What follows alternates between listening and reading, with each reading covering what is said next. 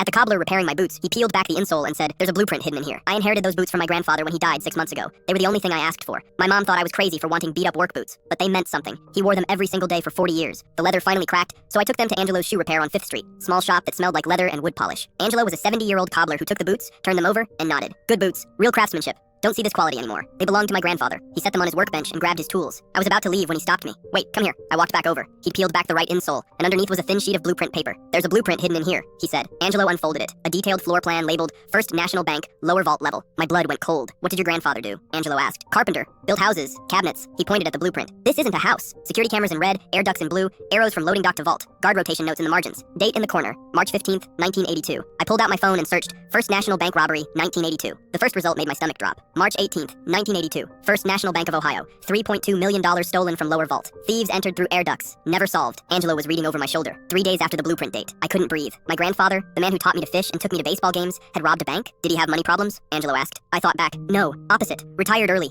Paid for my mom's college in cash. Bought their house outright. Angelo folded his arms. Or he was very good at something else. I picked up the blueprint with shaking hands. I need to check the other boot. Angelo grabbed the left boot and peeled back the insole. Another blueprint. This one labeled Second National Bank. Underground storage. I searched that one. June 1985. Second National Bank. $1.8 million.